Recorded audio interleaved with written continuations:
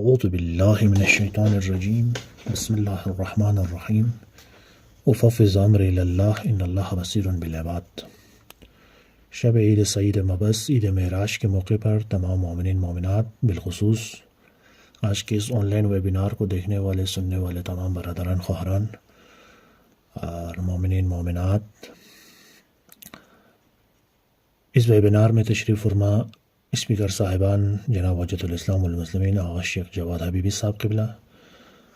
جناب حجت الاسلام والمسلمین آغا سید ہاشم موسوی صاحب قبلہ، حسینی یوتھ فیڈریشن لداخ،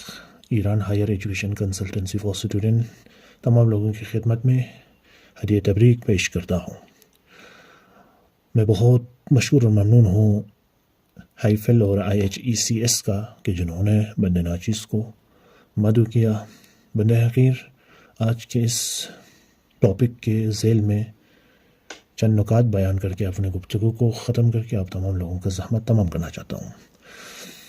ہم اور آپ سب بخوبی جانتے ہیں کہ اسلام ایک دین ہے۔ اسلام صرف ایک دین ہی نہیں بلکہ ایک بہترین دین ہے جسے پروفٹ محمد مصطفیٰ صلی اللہ علیہ وسلم نے 610 AD میں 7th سینچری میں مکے میں وجود میں لایا، وردمان میں جسے پوری دنیا سعودی عربیہ کے نام سے جانا جاتا ہے۔ اور یہ دین صرف مسلمانوں کے لیے ہی نہیں، پورے عالم بشریت کے لیے ایک راہ ہدایت ہے۔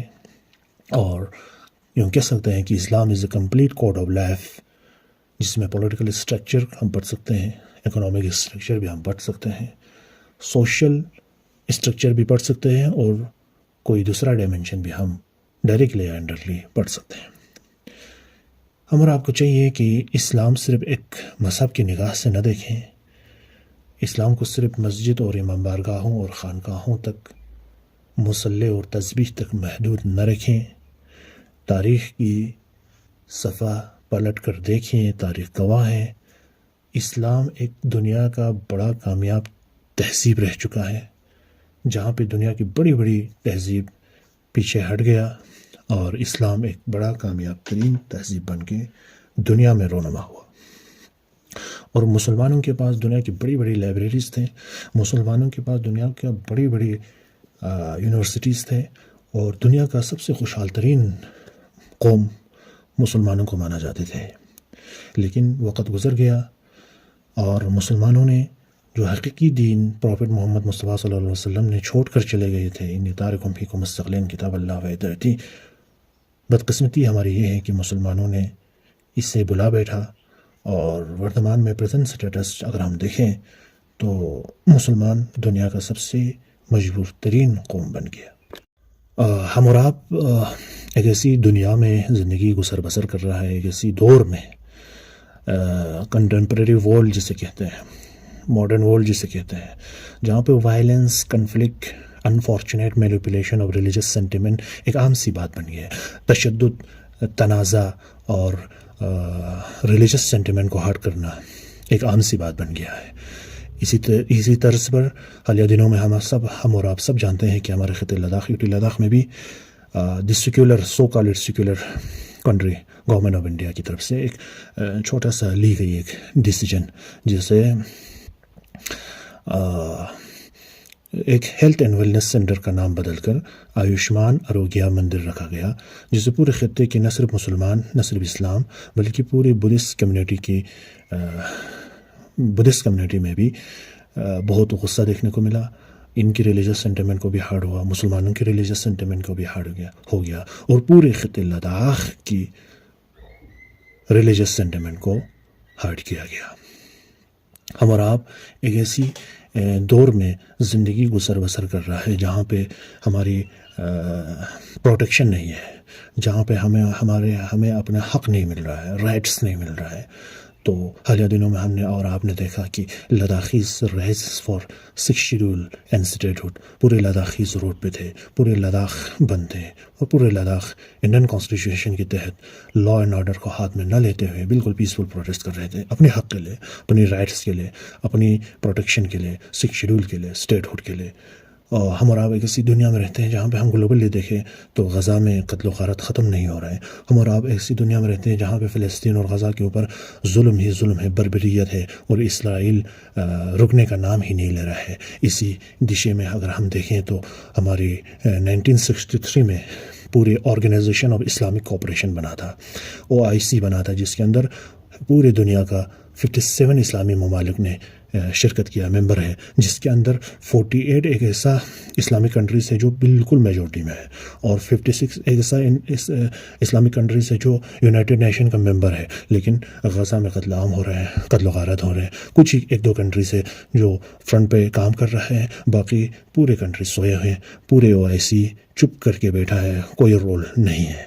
اسی اسلام جس کے نام میں سلام جو عربی لفظ ہے، جس کا مطلب ہی پیس ہے، امن ہے، اسی اسلام کی ہولی بک قرآن، مقدس کتاب قرآن میں اللہ تعالیٰ فرماتے ہیں وَلَا تَقْتُلُوا النَّفْسَ الَّتِي حَرَّمَ اللَّهُ إِلَّا بِالْحَقِّ Don't kill the soul which Allah has forbidden except by right۔ اسی مقدس کتاب میں ہیومن رائٹس کے بارے میں اللہ تعالیٰ فرماتے ہیں وَلَا تَقْتُلُوا النَّفْسَ الَّتِي حَرَّمَ اللَّهُ إِلَّا بِالْحَقِّ Don't kill the soul which Allah has forbidden except by right۔ لیکن غزہ کے اندر، فلسطین کے اندر قتل و غارت ہو رہا ہے، دنیا کی سپر پاور چپ ہے، دنیا کی OIC ممالک چپ ہے، بڑی بڑی طاقتیں چپ ہے، کچھ ایسا ممالک ہے جو اپنا ذمہ داری نبھا رہے ہیں، فرنٹ پہ آ کے کام کر رہا ہے۔ ہم اور آپ ایک ایسی دور میں زندگی گزر کر رہا ہے، ایک ایسی دیش میں، ایک ایسی کنٹری میں، انڈیا کے اندر ہم اور آپ کو ریلیجس ڈائیورسٹی ملتا ہے، مختلف ریلیجس کو ماننے والے لوگ ملتا ہے، اور اللہ تعالیٰ کی اس مقدس قرآن میں اللہ تعالیٰ پروموٹ کر رہا ہے انٹرفیتھ ڈائلاگ کو۔ یا ایھا الناس، قرآن میں اللہ تعالیٰ فرماتے ہیں یا ایھا الناس انا خلقناکم من ذکر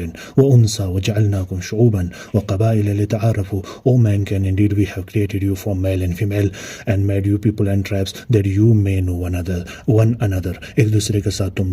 جان لو، ایک دوسرے کو جان لو، ایک دوسرے کے ساتھ بیٹھ لو، ایک دوسرے کے ساتھ تم بات کر لو، ایک دوسرے کے حقوق کی تحفظ کرو، ایک دوسرے کے حقوق کے بارے میں بولو۔ اللہ تعالیٰ پروموٹ کر رہے ہیں قرآن میں انٹرفیتھ ڈائلاگ کو، اللہ تعالیٰ قرآن میں پروموٹ کر رہے ہیں ہیومن رائٹس کو، کیونکہ آج کل کی دنیا کا سب سے بڑی مسائل انٹرفیتھ ڈائلاگ بننا ہے، جو کہ آج دنیا کا سب سے بڑی مسائل انٹرفیتھ ڈائلاگ ہے، آج دنیا کی سب سے بڑی مسائل ہیومن رائٹ ہے۔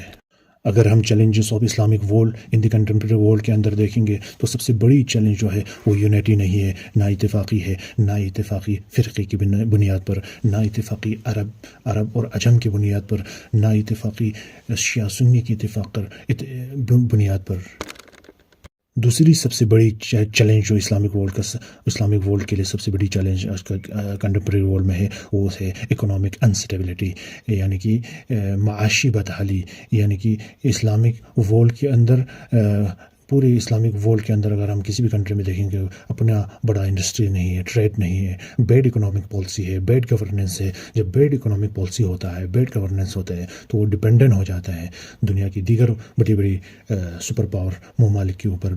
ڈپینڈنٹ ہو جاتا ہے، اور آئے دن وہ IMF کے اوپر، ورلڈ بینک کے اوپر لون کے لیے ڈپینڈنٹ ہو جاتا ہے۔ جب وہ ڈپینڈنٹ ہو جاتا ہے، وہ اپنی کنٹری کے لیے پالیسی بنانے سے پہلے وہ IMF کے بارے میں سوچتے ہیں، ورلڈ بینک کے بارے میں سوچتے ہیں۔ اور دوسری سب سے بڑی چیلنج اسلامک ورلڈ کے لیے ہے، وہ ہے پولیٹیکل انسٹیبلٹی، جہاں پہ فریڈم آف اسپیچ نہیں ہے، جمہوریت نہیں ہے، آمریت ہے۔ جس دیش میں آمریت ہے وہاں اکنامک گروتھ نہیں ہو سکتا، جس دیش میں آمریت ہے وہاں فریڈم آف اسپیچ نہیں ہو سکتا، جس دیش میں پولیٹیکل انسٹیبلٹی ہے وہاں اکنامک گروتھ نہیں ہو سکتا، کیونکہ پولیٹیکل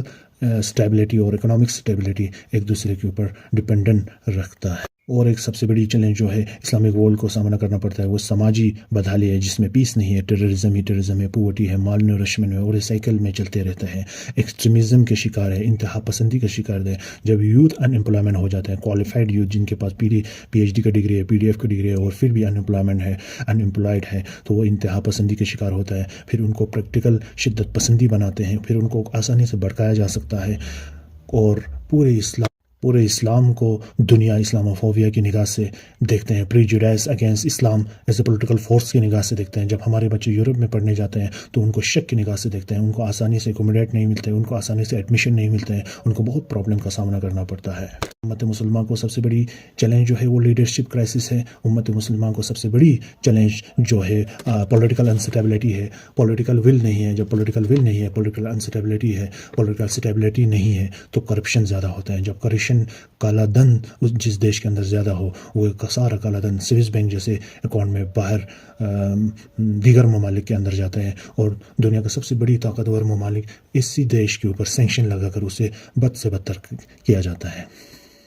اسلامک ورلڈ کو سب سے بڑی چیلنج یہ بھی ہے کہ وہ تعلیم سے دوری ہے بہت تعلیم سے دوری ہے. کمپیوٹرز کا نالج نہیں ہے, آئی ٹی سی کا نالج نہیں ہے, انفارمیشن ٹیکنالوجی کا نالج نہیں ہے. اگر ہم دیکھیں گے نوبل پرائز ایوارڈ ونر دنیا کا دیکھیں گے تو مسلم ممالک کا شاید 1-2 ہوگا. اگر ہم دنیا کا سب سے بڑا شاپنگ مال دیکھیں گے وہ مسلم ممالک میں پایا جاتا ہے. دنیا کا سب سے بڑا ٹاور برج خلیفہ جیسے ٹاور کو دیکھیں گے تو وہ دبئی جیسے کنٹریز میں اسلامک ممالک میں پایا جاتا ہے. پورے اسلامک ورلڈ کے اندر دنیا کا سب سے بہترین ہاسپٹل نہیں ہے. پورے اسلامک ورلڈ کے اندر دنیا کا سب سے بہترین یونیورسٹی نہیں ہے. میں یہ کہنا چاہتا ہوں کہ جس ٹائم آکسفورڈ جیسے کیمبرج جیسے یونیورسٹیز یورپ جیسے دیشوں میں بن رہے تھے اسی ٹائم ہمارے مسلم حکمران تاج محل جیسے بڑی آرکیٹیکچر تاج محل جیسے بڑی عمارتیں اپنے بیگم کی یاد میں بنا رہے تھے. میں اپنے گفتگو کو زیادہ طول نہ دیتے ہوئے جس